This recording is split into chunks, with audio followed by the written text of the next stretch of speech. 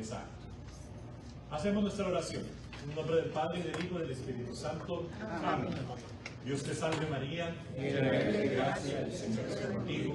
Bendita tú eres entre todas las mujeres, y bendito es el fruto de tu vientre, Jesús. Santa María, Madre de Dios, ruega por nosotros pecadores, ahora y en la hora de nuestra muerte. Amén. Gloria al Padre, al Hijo y al Espíritu Santo. Amén. Santo Domingo de Guzmán, ruega por nosotros. Molto bene, como dicen los italianos. Habíamos dejado el miércoles pasado que estábamos hablando de las koinonías, que cada ciudad, como en la ciudad de Corinto, no había una sola comunidad cristiana, sino que eran varias comunidades cristianas dentro de la ciudad de Corinto. Que ¿cómo sabíamos de qué era cuál comunidad? Dependiendo de la casa, el domus, en donde se reunían esos cristianos. Habíamos dicho que la mayoría de los cristianos eran o mujeres o esclavos, así que no tenían muchas propiedades que digamos, sino que vivían en apartamentitos que se llamaban insulae, las insulae romanas, pero para poderse reunir todos juntos había alguien que abría las puertas de su domus, de su casa, para que ellos pudieran venir a reunirse en esa casa. Eso es lo que nosotros llamamos hoy en día la iglesia hogar o el hogar iglesia. Es decir, los cristianos se reunían siempre en casa a celebrar su fe. Nunca eran en las tumbas, nunca eran en las catacumbas, nunca eran nada de eso. Siempre eran en las casas, ¿ya?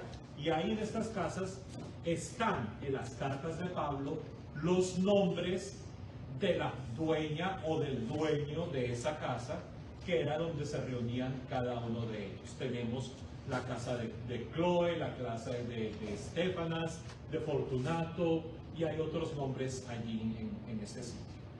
Ahí vamos. Koinonía significa común, comunión, estamos compartiendo, estamos participando todos de una misma cosa. ¿Y qué es lo que nos entra, nos hace partes de la koinonía, de esta comunidad donde decía Pablo, no hay diferencia entre esclavo ni libre, no hay diferencia entre judío ni griego, no hay diferencia entre hombre o mujer, todos somos uno en Cristo Jesús. El rito, digámoslo así, que tenían ellos era el rito del bautismo, que nosotros lo conocemos y hoy en día seguimos practicando. Todos los cristianos, con tal de llamarse cristianos, pasan todos por ese mismo rito, que es el rito del bautismo. Hoy en día lo llamamos sacramento de iniciación. ¿Qué significa? Con esto se inicia tu vida en Cristo, tu participación en Cristo. Con esto tú comienzas a ser, como lo vimos la clase pasada, miembro del cuerpo de Cristo, con el bautismo. El bautizo no es nuevo para los cristianos, eso ya lo practicaban otras confesiones, otras religiones. Por ejemplo, los judíos ya practicaban una forma de bautizo, Les digo por qué una forma, porque en griego el verbo baptizein, literalmente significa lavar o limpiar. Baptizein significa lavar o limpiar. En el judaísmo, por ejemplo, ya había un rito de lavarse o de limpiarse de sus impurezas rituales, que se llamaba lo voy a poner aquí arriba, mikvah. El mikvah. Eso en el judaísmo. En el judaísmo. ¿Qué es en el mikvah? El mikvah era como una piscina de agua fresca, donde, por decir algo, si tú habías incurrido en un acto de impureza ritual, entonces tú vas al mikvah te metes al agua, tiene como unas escaleras para bajar a la piscinita, te metes al mikvah, haces tu lavado, en griego se diría tu baptisein, tu lavado, con algunas oraciones pidiéndole al Dios que te limpie de tus impurezas rituales, sales del agua por otras escaleritas y ya sales purificado. Ya puedes ir a la sinagoga, ya puedes ir al templo a ofrecer tus sacrificios, todas estas cosas que aparecen en el mikvah. Arqueología nos ha descubierto que alrededor del templo de Jerusalén había una cantidad de mikvaots. Mikvaots, que son las casitas donde están las piscinas para hacer tu mikvah, ¿ya? Si tenías dinero, tú tienes para rentar un mikvah privado, donde vas tú solito por 20 minutos, que eso es lo que dura más o menos el rito o hasta menos.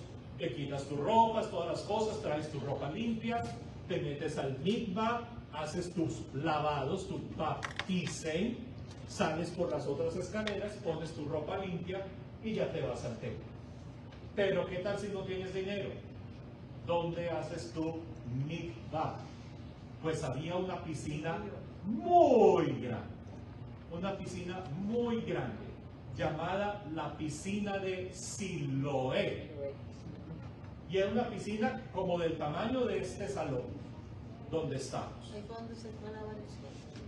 Allí van todos, pobres y no pobres, bueno, los ricos son muy de la fuifuifu y nunca van a ir donde nosotros, la chusma, nos enseñamos a hacer el mikvah. Ellos van y pagan un mikvah privado, pero el resto de nosotros, pobres peregrinos, ¿a dónde nos vamos a lavar antes de subir al templo? A la piscina pública, la piscina de Siloé. Allá nos metíamos, hacíamos el baptisein, nos lavamos y salíamos puros. Y sí, como dice Bárbara, es allí en la piscina de Siloé donde Jesús hace uno de sus milagros, que le manda al ciego, que nació ciego, que le pone barro en los ojos al ciego de nacimiento y le dice: lávate en la piscina de Siloé. ¿En qué evangelio está eso? Que el padre Eduardo lo dio de tarea y yo no me acuerdo. Evangelio según San Juan capítulo 9. Gracias. ¿Por dónde? Juan capítulo 9. Eso fue ayer o antes. No, eso fue como hace 2000 años. No, ayer o el evangelio. El Pero evangelio. él lo vio el comienzo. Él no dijo que teníamos que leerlo. Pero ¿y cómo se meten en la piscina con truzo, no? ¿no? Y él lo explicó. Se quitaba todo. En la piscina grande, esa todo el mundo en cuero. Sí, claro, porque ponían una cortina en el medio para los varones y para las mujeres. Juan el Bautista, No le decían Iván porque no era casita su nombre. pero Juan el Bautista practicaba el mikvah, pero no en una piscina, sino en el río Jordán. Pero era el mismo rito, lavarte, purificarte, pero en el río Jordán, porque Juan el Bautista tenía una, digámoslo así, una agenda en por qué no utilizaba los mikvaots, es decir, las casitas o las piscinas en Jerusalén donde se hacían las purificaciones, sino que él prefería hacer este rito del mikvah en el río Jordán, por dos razones. Razón número uno: para Juan el Bautista, el templo con los sacerdotes que se habían confabulado con el Imperio Romano para poder mantener el status quo, a Juan Bautista eso le parecía una corrupción a la fe. Y irnos a purificar en un mikvah del templo era como estar de acuerdo con que los judíos, los sacerdotes del templo, estén, ¿cómo se dice? Unidos, confabulados. Juan Bautista era esenio. No, para nada. Para nada. No. Los esenios nunca se juntarían con los pecadores y con las prostitutas y los recolectores de impuestos, como lo hizo Juan. No, jamás en la vida. ¿ya? Pero tienen como esas afinidades con el grupo de los esenios. Tienes razón en ese sentido. Y la segunda razón por la que Juan hace el mikvah en el río Jordán es ¿qué importancia tenía el río Jordán para los judíos? Fue el último pedacito que ellos tuvieron que cruzar antes de entrar a la tierra prometida, cruzar el río Jordán. Hacer el mikvah en el río Jordán significa ustedes ahora van a entrar no a la tierra prometida, tierra de tierra, de polvo, de piedras, de arena, sino que van a entrar a la tierra prometida, que es el Mesías, ya está cerca, y ustedes van a entrar a esta nueva promesa, a esta nueva tierra de promesa, que es la persona del Mesías. Es como decirles a ellos, ustedes son el nuevo Israel que están en la conquista de la tierra prometida, pero ya no la tierra, sino en el Mesías. Ustedes entran a una nueva tierra, a una nueva promesa. Y obviamente al templo nunca se iban a acercar ni los recolectores de impuestos, ni las prostitutas, ni nada de esta gente. Pero en el río, afuera de todo, allá cabe todo. Claro. Allá cabe de todo. Así que para Juan, este es el mejor lugar para hacer los ritos de pureza, es decir, de limpiar a las personas.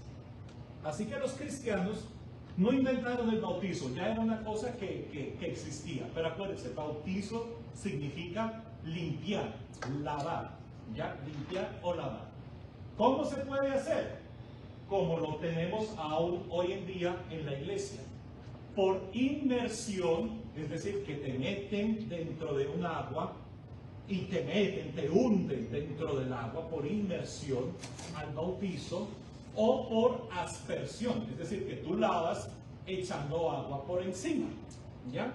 Como decir algo, te sale una mancha en tu blusa, en tu camisa, y en vez de meterla totalmente en agua, ¿qué es lo que haces? Pues con un poco de agua le sacas la mugre, ya le sacas la mugre. Esa es la idea del bautizo. Entonces, los cristianos, o mejor dicho, las comunidades de Pablo, siguen este rito para pertenecer a la coinonía, para pertenecer a la comunidad, pasamos por el rito de que se nos lave, que se nos purifique. Es decir, que con el rito externo de lavarnos, estamos representando lo que Cristo ha hecho adentro de nosotros, que nos salvó, nos lavó, nos purificó. Acuérdense lo que dice, fue la sangre de Cristo la que ha lavado los pecados de nosotros. Y eso es lo que van a representar con el mikvah, con el baptismo, ¿ya? Pero no soy yo el que lo voy a explicar. Ustedes que tienen la Biblia, vamos a ver qué dice Pablo acerca del bautizo en 1 Corintios capítulo 12, versículo 13. Y otro que busque Corintios capítulo 10. Corintios capítulo 10, versículos del 1 al 2. Alguien que tenga capítulo 10 y otro capítulo 2. Y otro estudiante bueno y santo que busque la carta a los romanos, no a los romanos, eso es otra gente. Ya los romanos, capítulo 6 del 3 al 6. ¿Quién eran los romanos? El zar de Rusia, ¿te acuerdas? Oye, si habían encontrado la princesa perdida de Rusia, Anastasia. Sí la encontraron, o también la mataron. Romanos 6, del 3 al 6, 1 Corintios 12, versículo 13, un solo versículo. Y capítulo 10, 23 al 33. Yo tengo Romanos 6. ¿Tú tienes Romanos 6? Y Bueno, yo tengo- deténme ahí. yo tengo Yo te digo Corintios cuando 12. leemos Romanos 6. Yo tengo Corintios 12. Tú tienes Corintios 12 y 13. Perfecto. Falta uno para Corintios 10. Aquí en la esquina, Corintios 10, 23 al 33. ¿Ya? Empecemos con Corintios 12, 13. Un solo versículo. Todos nosotros, ya seamos judíos o griegos, esclavos o libres, hemos sido bautizados en un mismo espíritu para formar un único cuerpo. Y a todos se nos ha dado a beber del único espíritu. Perfecto. Todos nosotros, judíos o griegos, esclavos o libres, hemos sido bautizados, baptisein, lavados, limpiados, en un mismo espíritu. O sea que el agua no es lo que te limpia, según Pablo. El agua representa algo, pero el agua no te limpia, ¿ya? El agua te limpia, si estás cochino, te limpia la piel, pero no es lo que estamos buscando, que tú estés limpio, la piel bonita. Dice, es el Espíritu el que hace el bautizo, es decir, el agua que representa el Espíritu. Y hemos sido bautizados en un mismo Espíritu. Pero, ¿cómo sabemos que era con agua? Por la imagen que él utiliza. Y hemos todos bebido del mismo Espíritu, como cuando tú bebes el agua para limpiar, ¿ya? Hemos bebido de un mismo Espíritu y así todos formamos un mismo cuerpo. Un mismo cuerpo. Muy bien. Corintios 10, 23 al 33. Lo que me pasa es lo mismo que me pasó la semana pasada, que ahora pensé que lo tenía. Y en el A ver, yo te ayudo rapidito. en mi Biblia no está. Porque estás en segunda de Corintios. Por eso es que no te lo encuentro. No solamente nada. Bendito. Ahí está. Corintios 10, del 23 al 33. Todo es lícito, pero no todo conviene. Todo es lícito, pero no todo ayuda a construir la comunidad. Que nadie procure su propio interés, sino el de los demás. Comed todo lo que se vende en el mercado, sin plantearos cuestiones de conciencia. Para ahí un momentito. Vamos al principio de Corintios, ahí mismo, pero versículo 1 y 2. Yo creo que metí la pata, fue yo. Primera de Corintios 10, 1, 2. Primera de Corintios 1. Del 1 y el 2. No es eso. Primera de Corintios 10, 1, 2. No quiero que ignoréis, hermanos, que nuestros antepasados estuvieron todos bajo la nube Esa me y gusta. que todos atravesaron el mar, de modo que todos quedaron vinculados a Moisés al ser bautizados en la nube y en el mar. Perfecto, repítemelo otra vez. Yo quiero, hermanos, No quiero que ignoréis, hermanos, que nuestros antepasados estuvieron todos bajo la nube y que todos atravesaron el mar, de modo que todos quedaron vinculados a Moisés al ser bautizados en la nube y en el mar. perfecto. La nube y el mar son las imágenes del libro del Éxodo. ¿Se acuerdan cuando salieron los israelitas de Egipto, que decía que por el día había una nube que los acompañaba para que no los achicharrara el sol, y que todos cruzaron el mar hacia la libertad? Cruzaron a pie el mar que se divide para que ellos crucen. Y ellos dicen, nuestros antepasados, va a decir Pablo, pasaron por la nube y por el mar. Y así quedaron, ¿cómo dice? Unidos, quedaron unidos, quedaron...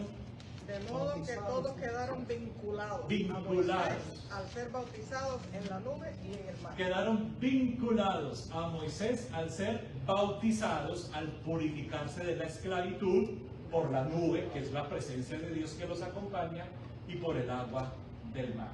Dice bautizados en Moisés. Bautizados en Moisés tiene su traducción. El mío dice también. Bautizados en Moisés. ¿Qué significa eso? Como dijo Corintios 12, al final de cuentas, aunque usamos agua, lo que nos une a Cristo, así como con los israelitas quedaron vinculados, unidos, bautizados a Moisés, con este bautizo nosotros quedamos vinculados, unidos a Cristo.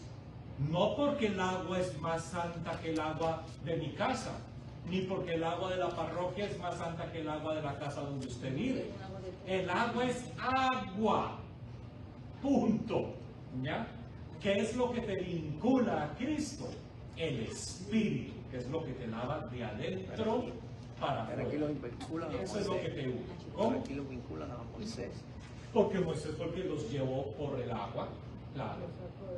Está hablando él, haciendo un ejemplo de los hebreos con Moisés, que fue el líder que los sacó de Egipto. Dice, así como a los antepasados les pasó eso, nosotros ahora con Cristo, con esta agua que estamos usando para el rito, nos vincula a Cristo. Formamos un cuerpo con Cristo. ¿Ya? No está diciendo que los corintios ahora están con Moisés, no. Nada de eso. Ahora sí. ¿Qué significa todo eso? Romanos capítulo 6, del 3 al 6. Por consiguiente, ¿qué diremos? ¿Continuaremos en el pecado para que abunde la bondad inmerecida? Jamás suceda eso, ya que hemos muerto con referencia al pecado. ¿Cómo habremos de seguir viviendo todavía en él? ¿O ignoran que todos los que fuimos bautizados en Cristo Jesús fuimos bautizados en su muerte? Por lo tanto, fuimos sepultados con él mediante nuestro bautismo en su muerte, para que así como Cristo fue levantado de entre los muertos mediante la gloria del Padre, así también nosotros andemos en novedad de vida. Porque si hemos sido unidos con él en la semejanza de su muerte, ciertamente también seremos unidos con él en la semejanza de su resurrección. Porque sabemos que nuestra vieja personalidad fue fijada en el madero con él, para que nuestro cuerpo pecaminoso fuera hecho inactivo, para que ya no sigamos siendo esclavos del pecado. Perfecto, perfecto. ¿Ahí terminaste en el 6? Perfecto. Muy bien. Muchas veces cuando tenían la oportunidad de hacer un bautizo, lo más fácil era encontrar un río, un riachuelo, algo que tuviera agua que corra para poder llevar a hacer el bautizo ahí en esa agua viva. Agua viva significa agua que corre. No es agua estancada con mosquitos ahí andando en nada, ¿no? Agua viva es agua que fluye, agua que fluye. ¿Ya? Hacían eso. Pero muchas veces las ciudades o los pueblos donde estaban no había río cerca, porque el agua era subterránea y sacaban el agua era con el pozo que abrían y sacaban el agua desde abajo del suelo. ¿Qué hacían en esa situación? Lo que hacían era que aprovechaban el domus, la casa donde se reunía la coinonía. Normalmente era casa que tenía gente con dinerito. Y las casas, los domus, muchos de ellos contaban como con un baño, como lo que llamamos hoy en día una tina de baño, como un bañito, no muy grande, una cosita ahí pequeñita. Muchas veces era, si ustedes han visto las casas romanas antiguas, el patio central de la casa romana, los techos todos daban hacia abajo del patio central, y en el patio había como una piscinita para recoger el agua lluvia, ¿ya? Y poder utilizar esa agua pues para las cosas que se necesiten en la casa. Si no había un bañito, pues se usaba esa piscinita chiquitita en el patio central, y ahí se hacían los bautizos. Pero muy interesante, porque esa forma de los baños o de la piscinita en el patio central de las casas les recordaba a ellos una tumba, como una tumba donde se sepultó un cuerpo. Y cuando le decían a los cristianos, vas a ser bautizado, vas a ser limpiado, vas a ser unido a Cristo, la teología de Pablo va a decir eso. Ustedes no saben que cuando se bautizan es porque se están uniendo a una muerte como la de Cristo. Bautizarse era como entrar a la tumba de la misma forma como Cristo fue puesto en una tumba. Iba a decir Pablo, para nosotros bautizarnos es morir a esa condición vieja de vida que teníamos antes, porque hemos entrado a la tumba. Y así lo hacían. Metían a la persona dentro de esa piscinita o dentro de ese baño, como una tina pequeña que tenían, y allí hundían a la persona dentro del agua, o si no, pues agarraban unos tinajos de agua y haz de cuenta como que lo están ahogando a la persona que se mete dentro del agua. ¿Ya? Hoy en día, todavía en las iglesias católicas se utiliza este estilo de bautizar en una piscina, en algún día. Hay en otras iglesias que las piscinas no se encuentran y lo único que vemos es como esa fuentecita que parece como un baño para pajaritos. ¿Has visto unas cositas así que son como una columna con la fuentecita arriba? ¿Ya? Queda en lo mismo, porque en la Edad Media, sobre todo en el tiempo de la Edad Media, el utilizar piscinas era ya un poco difícil en esa época, así que no era sino tener una cuenca, un cuenco grande donde tener agua, porque ya los que se bautizaban no eran tanto los adultos, sino los bebés. Entonces era más fácil llevar un bebé a un cuenco grande de agua y echarle la agüita por encima, ¿ya? Que llevar un bebé y hundirlo dentro de las piscinas. Pero, si se dan cuenta, en las iglesias orientales, las iglesias ortodoxas, la de Grecia, la de Rusia, la de Ucrania, todavía a los bebés los meten en un cuenco, pero el cuenco es hondo. Y agarran al bebé y se lo echan para adentro. Y lo agarran de las orejitas, no mentira. ¿Sí? Y lo meten, porque la idea es que entre a la tumba, que entre a la tumba. Y eso lo hacían porque dicen, estamos muriendo con Cristo, para que en Cristo, al salir de la tumba, como la resurrección, al salir de la tumba queremos tener una vida nueva. La nueva personalidad. La nueva persona, la nueva naturaleza, ¿ya?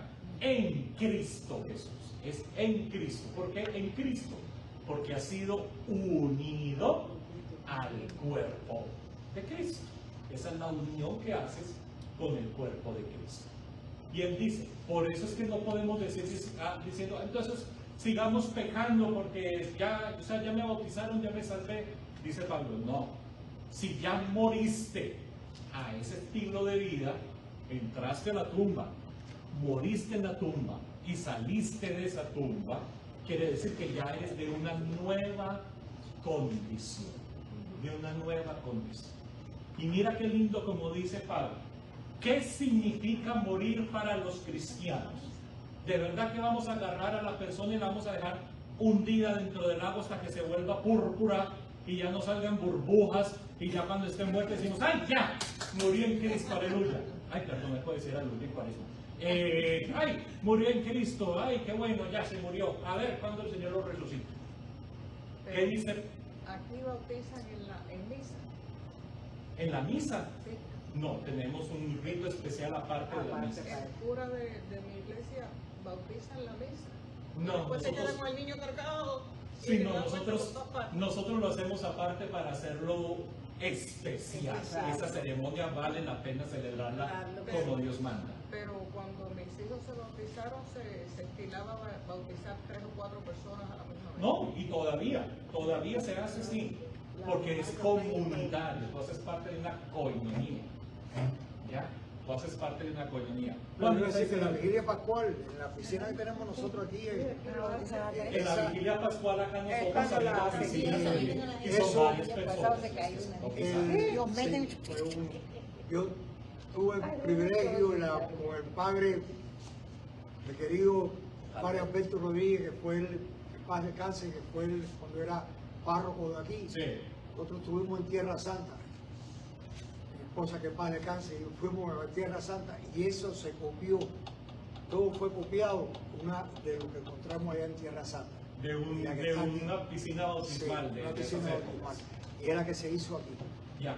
Sí, Entonces no, la sí. noche de la vigilia pascual es cuando se hace eso. Se hace. Y aún así tenemos la de la columnita con una, Ya, eso con una cosa allí para grande regular. para los bebés. Para los bebés. Ya, porque es que a mí ya me ha tocado, las abuelas son las primeras que brincan.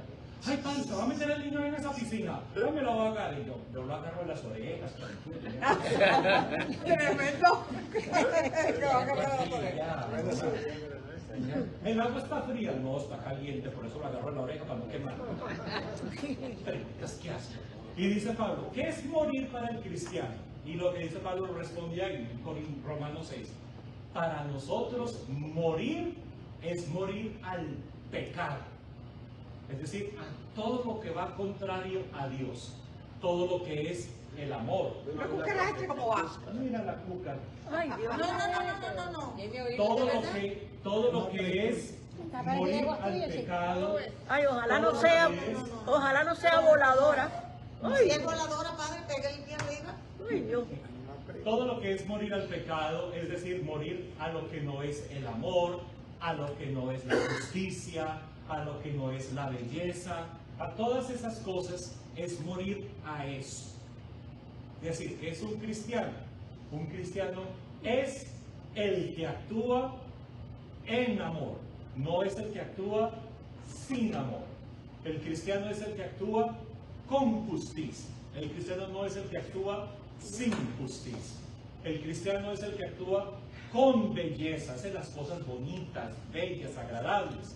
No es el que destruye, hace las cosas feas, maltrata, porque ya murió a eso. Es decir, si no está vivo a eso, ya perteneces a la otra vida, a la vida cristiana.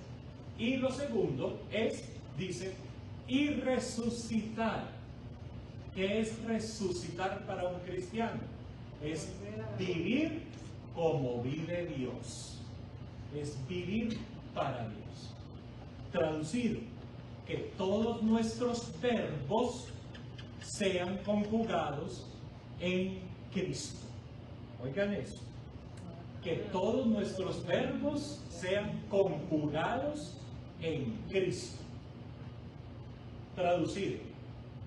Si yo voy a amar, verbo amar, ¿cómo tengo que amar? Como Cristo mostró que había que amar. Si yo voy a ayudar, ¿cómo lo voy a hacer? Como Cristo ayudaría. Si yo voy a recibir a alguien, ¿cómo lo hago? Como Cristo recibiría, acogería. Es decir, que todos nuestros verbos se hagan conjugados en Cristo. Si yo voy a cocinar, que no se los recomiendo si yo cocino, si yo voy a cocinar, los invito a Papa John's, a una pizza deliciosa para que ustedes puedan comer mejor. Porque si yo cocino, pues ahí sí los mando a conocer al Creador muy rapidito. Así que no. Si yo voy a cocinar, cocino como si Cristo fuera el que nos preparara la comida. ¿Sí me entienden? Morir es renuncia a todo lo que no sea Dios. Resucitar es vivir como Dios vive. Y actúo todos mis verbos como actuaba Cristo. Esa teología del bautismo es fuerte y grande y tristemente muchos de nosotros que recibimos la gracia del bautismo desde que éramos bebés, desde que éramos pequeñitos, no fuimos conscientes ni nos educaron en nuestras familias con todo esto que significa ser el Se bautismo. interesó, padre. Ay, ya se enderezó. Déjala tranquila. la Déjala que viva. Déjala que viva. Déjame levantar mis pies por si acaso. Porque no le- son repulsivas. Ay, va a freír, Chiquita la cucaracha. La cucaracha no se Martina. comen a nadie. La cucaracha Martina. Por si acaso yo tengo mis Y haces pies así con el caramados. pie. ya. Entonces, tristemente a muchos de nosotros no nos tocó que nos formaran en esa profundidad de lo que era el bautismo. ¿Ya?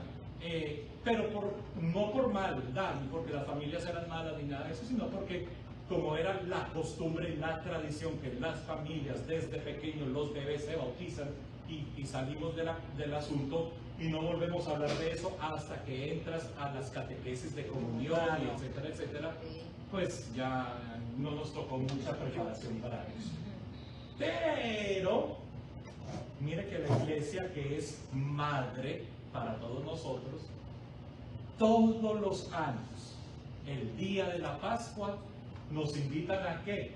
A renovar ese bautismo que se nos fue dado, aunque no nos acordábamos cuando éramos pequeñitos.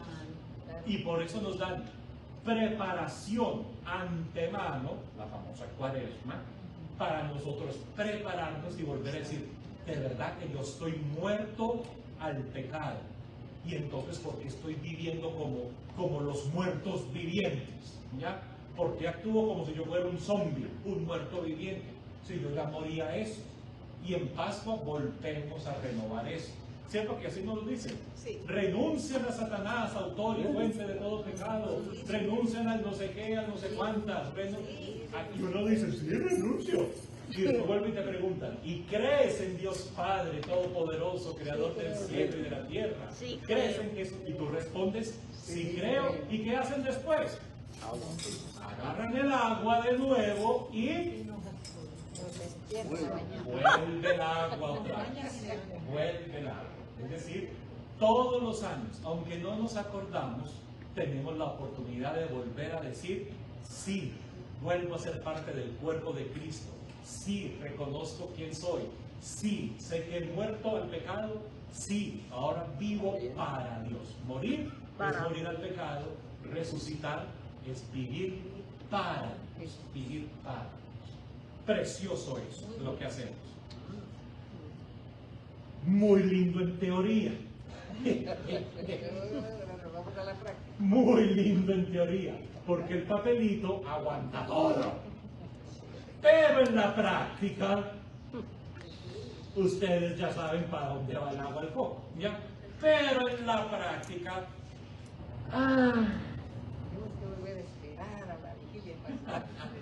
pero en la práctica nos va un poquito mal. Y los de Corinto, pues tampoco fueran el ejemplo de cristianismo perfecto. Y por eso es que me encanta la comunidad en Corinto. Porque Corinto hace 2000 años estaba en esas y aún así seguimos hoy en día con las mismas divisiones y las mismas cosas falsas que nos ha hecho. Por ejemplo, la primera división. ¡Ay, no! Mi iglesia es mejor que la suya. Porque mi coinonía, decían ellos, mi coinonía es la mejor porque la fundó un apóstol de verdad.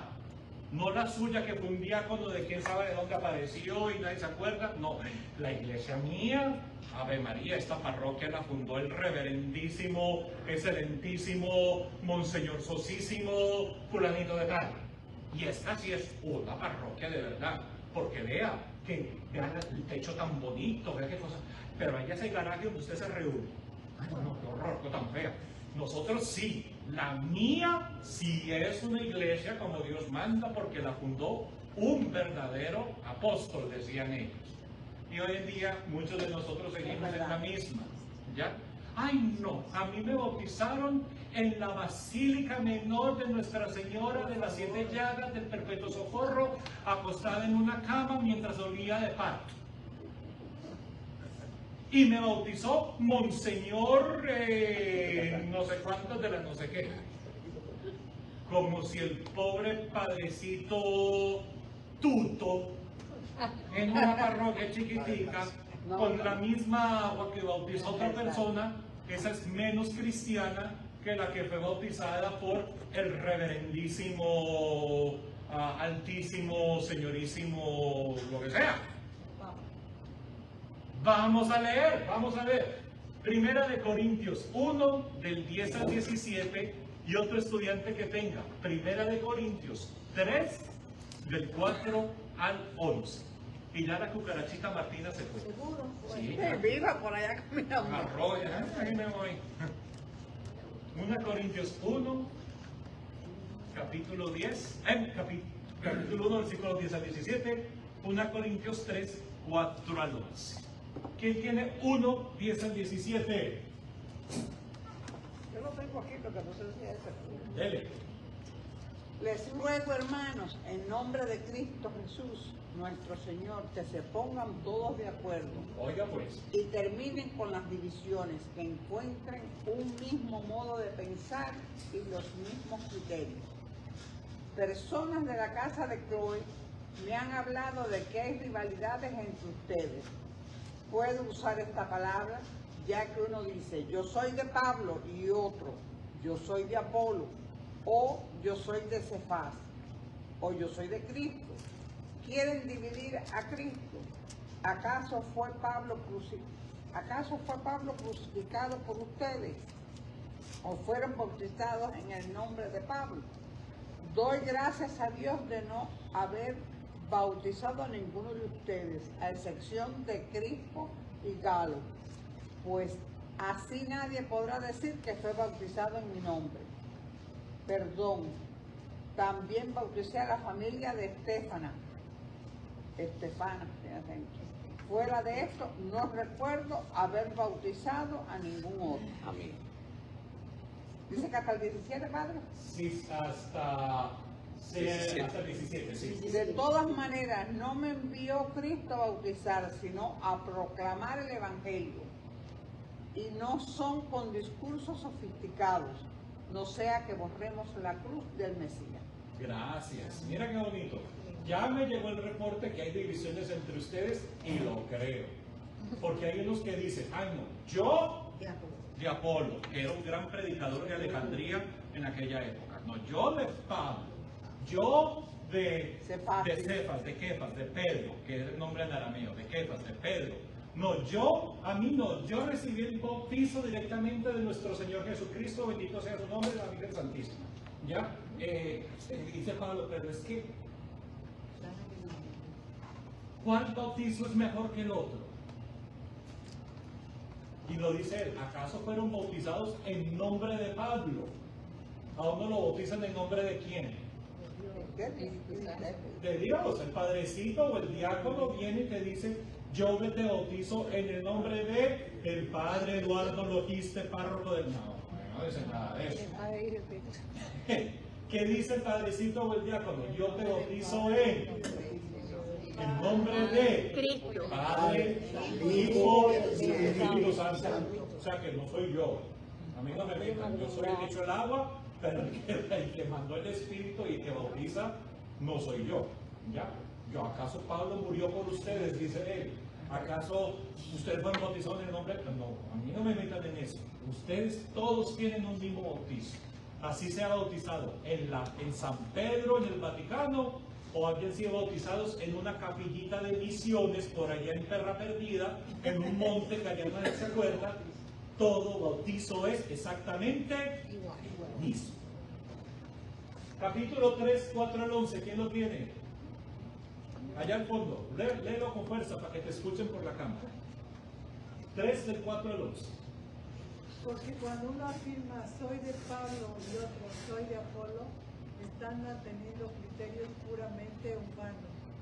A fin de cuentas, ¿quién es Apolo? ¿Quién es Pablo?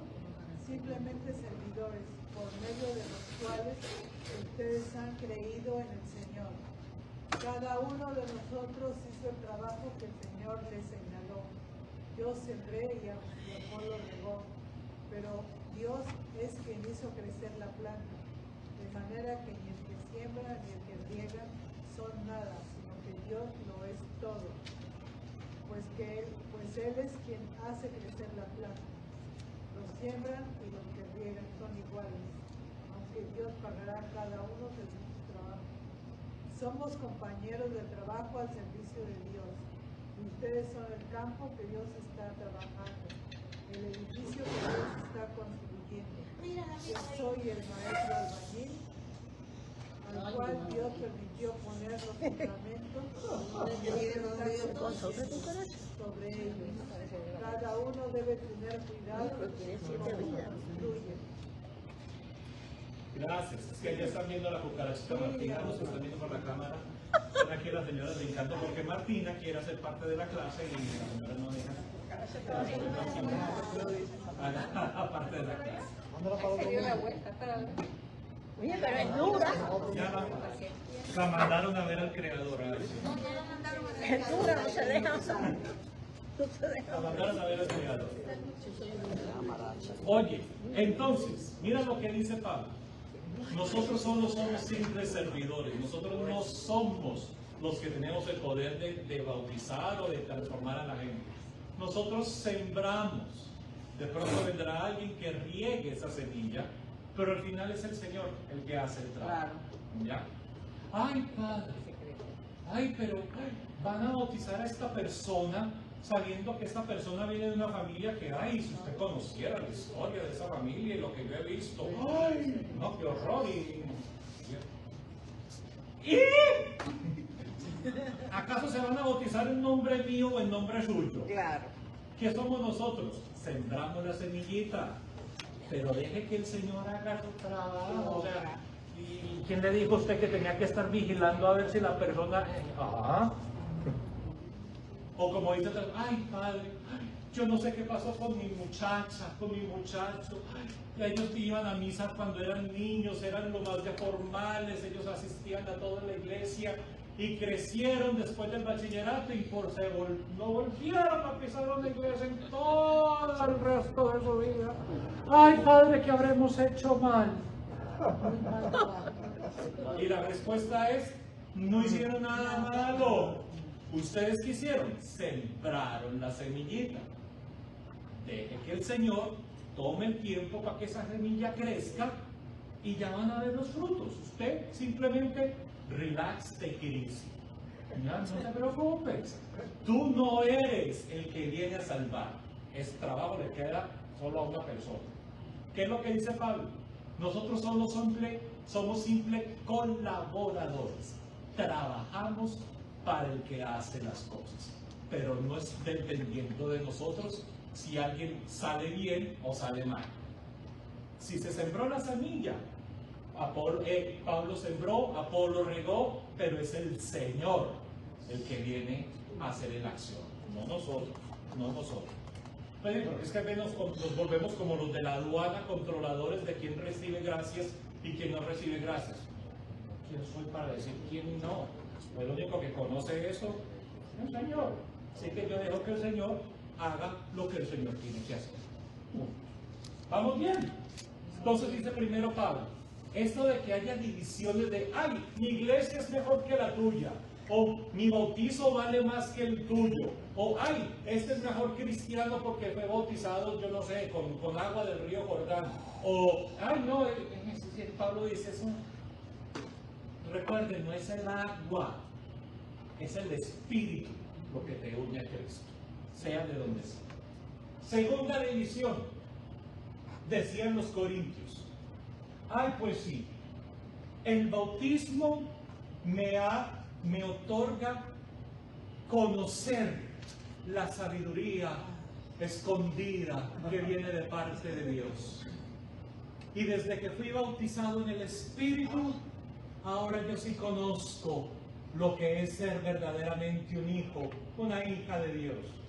Pero usted, ay, le falta mucho pelo para el moño. En cambio yo asistí al seminario de vida de las no sé cuántas, en la no sé qué, con la monja que vio a la Virgen que se le apareció en una empanada, y entonces con ella yo sí encontré el verdadero camino y encontré la verdadera forma de ser cristiano. Pero usted, la invito mejor a que venga a este camino neocatecúmeno, no sé cuántas que allá te van. ¿No se han dado cuenta que la gente es así todavía? No, ¿cómo que no, padre? O sea, a mí este bautizo sí me entregó, ay, los conocimientos profundos de Dios. Pero a Kira, la pobre, imagínate. Y eso que va al catecumenado. Y eso que va al catecumenado. ¿Qué esperanzas vamos a tener? No, Margarita, imagínate. ¿Ya? Pero yo que estudié teología y que yo soy tan, que soy como una campana, dice Pablo, ay, Carmen, ¿en qué me metí con esta gente? No, el VIP, eso de conocer profundamente los misterios, eso pasaba porque ya había una influencia de la filosofía griega que se llamaba el gnosticismo. Y los gnósticos, que viene de la palabra griega conocer. Gnóstico significa conocer o conocedor. Los gnósticos, ellos decían que el conocedor era alguien que Dios había elegido y lo había iluminado. Era un iluminado. No sé si ustedes han escuchado esa expresión. Los iluminados. Los Illuminati en latín. Los iluminados. ¿Quién era esa gente? Elegidos por Dios.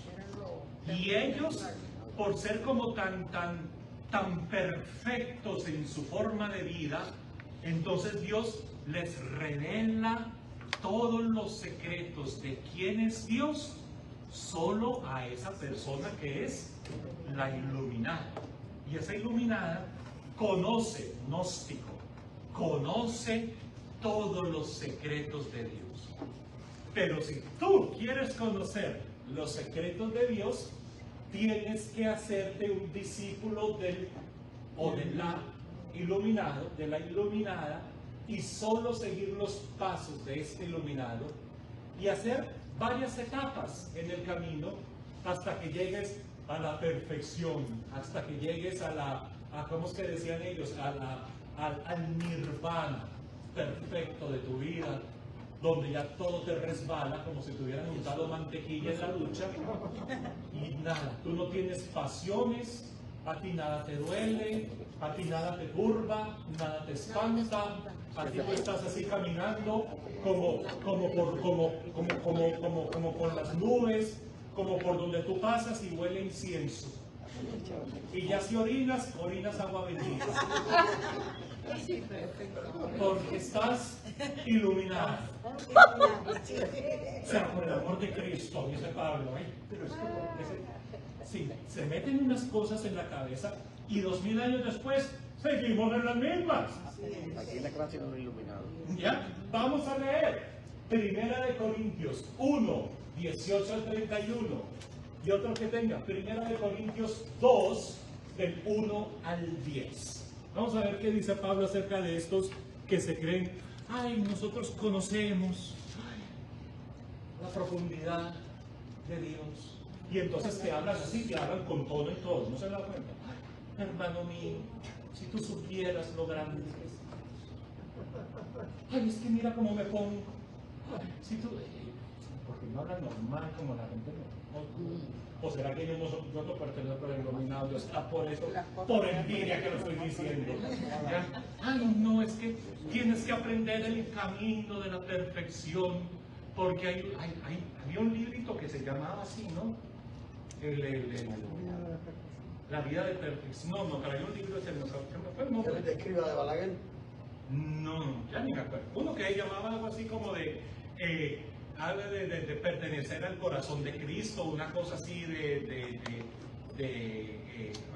una cosa, ya ni me acuerdo.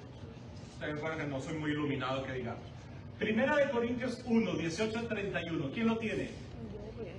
¿Alguien que tenga 1 de Corintios 2, Yo del lo 1 tengo, al 10? creo que lo encontré. ¿Cuál? Ese, Primera de Corintios 18 al 31. Capítulo 1, 18 al 31. Sí, vamos a ver si es ese. A ver, vamos. Lee. Porque la doctrina Sí.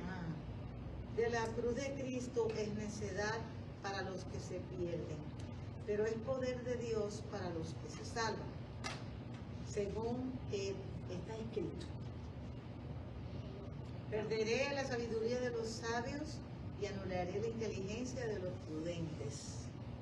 Antes eligió Dios la necedad del mundo para confundir a los sabios, y eligió Dios la flaqueza del mundo para confundir a los fuertes, lo plebeyo del mundo, el desecho, lo que no es nada, lo eligió Dios para anular lo que es, para que nadie pueda gloriarse ante Dios. Él sois en Cristo Jesús, que ha venido a haceros de parte de Dios sabiduría, justicia, santificación y redención, para que según está escrito, el que se gloríese en el Señor. Oiga, ¿cómo es que es? Los desechos, los desechos, lo que no vale nada, ¿cómo es que dice? Lo que no es nada. Lo que no es nada. Lo ¿Qué más? eligió para anular lo que es. Ajá. ¿Y quiénes son? Para que nadie pueda gloriarse ante Dios. Ya, vuelva a leerme ese pedacito desde antes de cuando habla de los desechos. Okay. A ver si les cae el 20 a ustedes. Antes eligió Dios la necedad del mundo para confundir a los sabios, y eligió Dios la flaqueza del mundo para confundir a los fuertes. Sigue. Lo que no es del mundo, el desecho, lo que no es nada. Vuélvelo a decir, lo que no es que. Lo que no es nada, el desecho. Ahora, mírense miren a la persona al lado suyo. Lo que no es nada. Y vuelva a decirle esas palabras.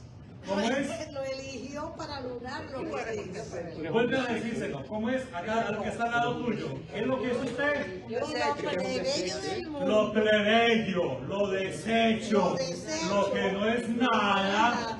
Lo eligió Dios para anular al que es. Ah, ¿viste? El mismo Pablo, ¿cómo nos mandó a decir? Para que nadie se gloríe. Que no se gloríe en nadie. La sabiduría de nosotros es la cruz. Es una estupidez para todos. ¿Cómo que un elegido de Dios muere de esta forma? Rechazado por todos. Lo que es necedad, brutalidad, tontería para el mundo, eso es lo que Dios elige y demuestra su sabiduría en él. Por eso, si ustedes se creen muy sabios, ¿qué hacen ustedes aquí metidos? Vayan a descubrir la luna. Claro. Si se creen muy, ¿qué hacen ustedes aquí? Porque lo que Dios llamó, ¿qué fue? El desecho, lo plebeyo, lo que no es nada. No es nada. Si algún día yo soy párroco, que nunca va a suceder, porque Dios cuida mucho a su iglesia y no va a permitir que yo me haga cargo de su iglesia, ¿ya? Si yo fuera un párroco algún día, en la parroquia voy a poner un letrero al frente que diga: usted no es lo suficientemente santo como para no entrar en esta iglesia. Y al lado voy a poner otro letrero que diga: usted no es lo suficientemente pecador para que no necesite de esta iglesia. Está buena. Me quedó bueno. Usted no es lo suficientemente santo como para no entrar a esta iglesia. Pero la gente, Usted no es suficientemente pecador como para que no necesite de esta iglesia. los que elegía a la Virgen eran los niños de Fátima. ¿Qué eran los niños de Fátima? No sabían leer, no tenían trabajo, los trabajos tenían pastores, pero no eran de escuela, no eran...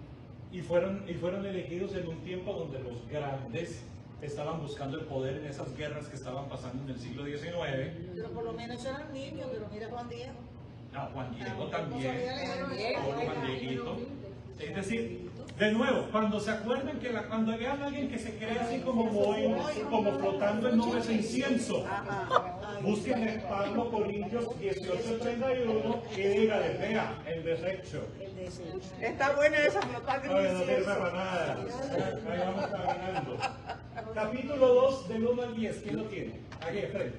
Anda, venga, aquí que ya había leído. Pues yo, hermanos, cuando fui a ustedes para darles a conocer el proyecto misterioso de Dios, no llegué con oratoria ni grandes teorías. Con ustedes decidí no conocer más que a Jesús, el Mesías, y un Mesías crucificado. Yo mismo me sentí débil ante ustedes, tímido y temeroso. Mis palabras y mi mensaje no contaron con los recursos de la oratoria, sino con manifestaciones de espíritu y poder. para que su fe se apoyara no en sabiduría humana, sino en el poder de Dios. Es verdad que con los perfectos hablamos de sabiduría, pero es una sabiduría que no procede de este mundo ni de sus cabezas, ya que han sido eliminados. Enséñanos el misterio de la sabiduría divina, el plan secreto que estableció Dios desde el principio para llevarnos a la gloria. Esta sabiduría no fue conocida por ninguna de las cabezas de este mundo, pues de haberla conocido no habrían crucificado al Señor de la gloria. Recuerden la Escritura: ni ojo vio, ni oído oyó, ni por mente humana han pasado las cosas que Dios ha preparado para los que lo aman. Pero a nosotros nos lo reveló Dios por medio de su Espíritu, pues el Espíritu escudriña todo hasta las profundidades de Dios. Hasta el 10, ¿ya? Hasta las profundidades de Dios. Exactamente. Y si se dan cuenta, personas que son sencillas, abuelos, abuelas, gente del campo, te hablan con una fe, con una convicción, que hasta uno que ha estudiado teología nos dice, pero lo que hago aquí hablando con esta persona. Tienen más profundidad en la sabiduría del Cristo crucificado que cualquier teólogo que ande por ahí escribiendo libros. Así de sencilla la cosa. ¿Por qué? Porque así, como dice el texto, así fue como Dios quiso revelar el misterio de lo que tenía planeado para todos nosotros. ¿Ya? Interesante. Así que cuando vean otra vez una persona así que se crea como muy tan, díganle, mire, ahí va el desecho, otra vez. Porque nosotros predicamos solamente una cosa: a Cristo y Cristo crucificado, sin corona, sin nada, Cristo crucificado. Tercera división.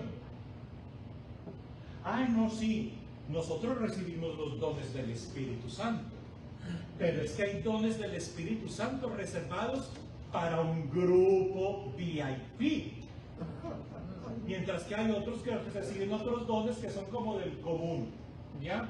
Es decir, estos dones del Espíritu Santo, eso nosotros los hemos, esto solamente se consigue por catálogo, pero los otros dones del Espíritu Santo hay en Walmart o en cualquier sitio lo van a comprar, en el Dollar Tree, en la tienda, en el dolarazo, como decimos nosotros.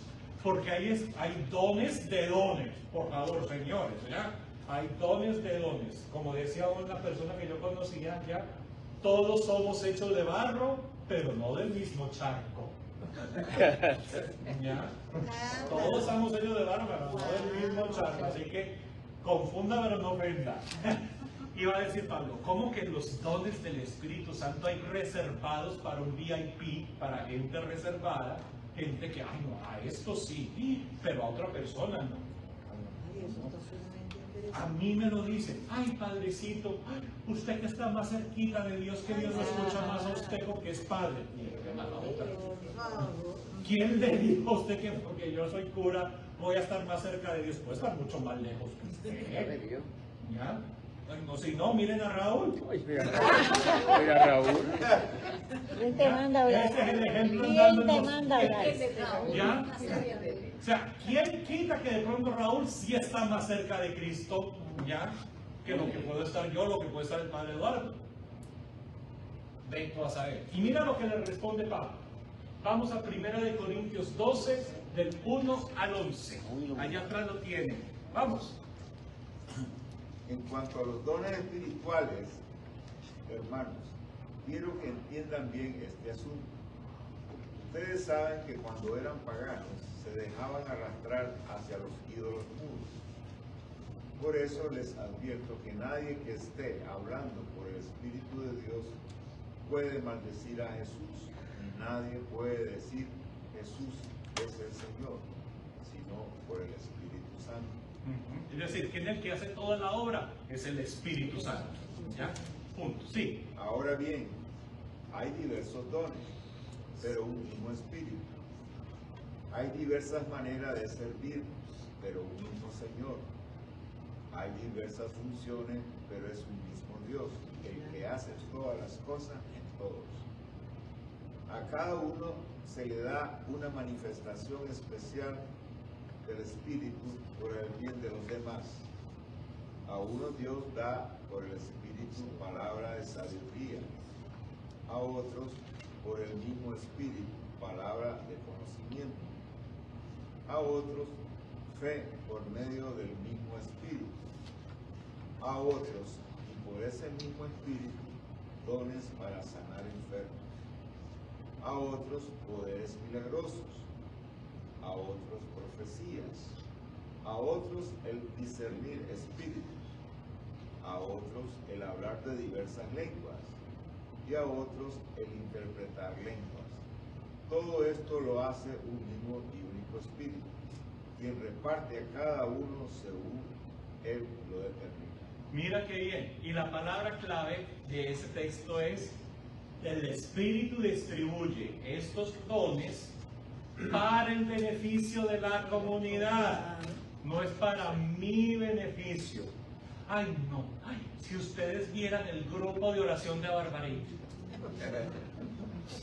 Allá vea, hablan en lenguas, curan gente, los cojos andan, los ciegos ven, como las nubes se levantan, que sin que no hay que caer un chaparrón. Pasa de todo en ese grupo. El grupo de oración de Barbarita es, mira, los gran respeto, porque ellos sí tienen el don del Espíritu. Y no solo Bárbara, todos los que asisten a ese grupo. ¡Ay, María! Vea, eso parece el rey Midas. Todo lo que tocan lo transforman en oro. Ellos, vea, eso curan a la gente, eso van por todo. No, ese es el mejor grupo de oración. Pero la Legión de María, que se reúne los domingos a rezar el rosario a las 3 de la tarde, que son 4 viejas medio dormidas. No, padre, porque yo no me duermo ni nadie. Pues 3 y una despierta. Cuidado con lo que dice padre. Que no cura ni un catarro. Exacto. ¿Y qué dice el texto? Es que los dones no son para mí, para que me vean a mí. Qué bonito yo, qué lindo yo, como me gusta yo. Como hace el padre Orlando cuando se levanta todas las mañanas, se mira al espejo. Se ve al espejo y dice: el Señor hizo en mí maravilla. El Señor. Pues no, tampoco pasa. Que no pongan este video en YouTube, por favor. Ya, los dones no son para ti. ¿Para quiénes son los dones? Para la comunidad. Si la comunidad no está más formada, más santa, más caminando hacia Dios, que todos velamos como bautizados, es decir, vivamos para Dios y hacer lo que Dios quiere para nosotros. Eso que tú crees que es un don, no lo es. Porque a cada uno Dios le da un don particular en el Espíritu. Lo decía el texto precioso: hay muchas formas de servir, hay muchos dones que Dios distribuye y Dios se los da a cada uno para que ellos lo utilicen a la comunidad. No es para que me miren a mí y que vean qué tan lindo yo y lo bonito que hago yo, ¿ya? ¿Cuál es la diferencia entre un talento y un don? El talento es lo que yo tengo, que también viene de parte de Dios, pero no lo utilizo para el servicio de la comunidad necesariamente. Es un talento que yo tengo y de pronto puedo hacer hasta una carrera de este talento que yo tengo, que es mío. ¿Cuándo transformo yo este talento en un don del Espíritu Santo? Cuando en vez de buscar mi beneficio, ¿qué es lo que hago yo? Se da para la humanidad. Esto que yo hago, que soy capaz de hacer, que Dios me dio esa capacidad, no sé, barrer bonito, limpiar bonito, abrir las puertas, decir buenos días, lo que sea, va a ser para la comunidad, para que la comunidad se sienta agradable. Por eso en la iglesia el cura no es el más importante de todos, ni el obispo es el más importante de todos. Aquí no si hay uno importante, lo dice el texto, es un solo Señor. No hay más. Todos el resto de nosotros tenemos diferentes dones que se utilizan para el beneficio de la comunidad. Punto. ¿Ya? Rafa y Kira con la música, Juan con la música, y ayudan a que en la comunidad pongamos una celebración, y Margarita también, con que se haya música, que haya bonito, que nos ayuden con ese canto para ayudarnos en la oración. Pero también vale las personas que los sábados en la mañana vienen para que la iglesia quede limpia, bonita, perfecta, que no haya mugre, para que las personas que vienen digan, ay, qué rico, qué agradable, qué bonito es estar aquí. O los que ponen las flores, o el que enciende la velita, o el que se madruga más que todos a abrir la puerta para que puedan entrar a la iglesia. Pero como esos no son los que están al frente, sino los que están detrás de bambalinas, son los que menos dicen, ay, no, ¿usted qué hace aquí? ¿Qué pero usted se cree la dueña de esta iglesia? Bueno, no nos creemos nada de nadie, porque el Señor da los dones dependiendo de lo que necesita la comunidad. Así de sencillo. Y se nos fue el tiempo, ya por hablar más del Padre Orlando. Vamos a seguir el miércoles entrante, ya les dejo entonces las otras divisiones. Los líderes, creo que estábamos hablando, los líderes cristianos para los corintios eran los dueños de la casa. Yo como esclavo, como trabajador, ¿te acuerdas que me tocaba bajar las cosas del barco, llevarlas al otro puerto, montarlas al otro barco? Usted es un simple trabajador, usted no puede ser un líder de la comunidad, porque para ser líder tienes que tener conexiones y tienes que hacer tal cosa. ¿Quién dijo eso? ¿A quién se las dije? Que la que vamos a ver el miércoles entrante.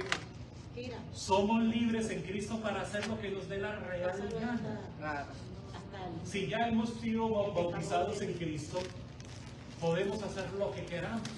Darle a tu cuerpo alegría, Macarena. ¿O qué será esto? ¿Será que Dios nos ha dado la libertad o la hemos convertido en un libertinaje? Eso lo vamos a ver el miércoles entrante con el segundo rito, que es la Eucaristía. Todos comemos del mismo pan y bebemos del mismo vino. Nos vemos el miércoles entrante con la ayuda de Dios. Feliz noche. Gracias. Gracias, Padre, como siempre, magnífico.